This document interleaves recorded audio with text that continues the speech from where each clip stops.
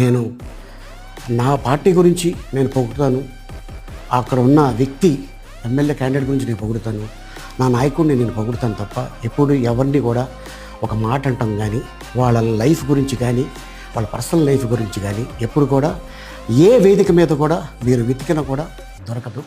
And అలాగే so నేను ఈ రోజున మీ ముందుకి రావడానికి కారణం ఏంటంటే నేను ఏ పార్టీ మనిషిని కాదు, ఏ పార్టీ సపోర్టర్ని కాదు. ఐఎమ్ జస్ట్ కామన్ మ్యాన్గానే ఉండి ఇక నా సినిమాలు నా షూటింగ్లు నేను చేసుకుందాం అని చెప్పేసి అనుకుంటున్నాను.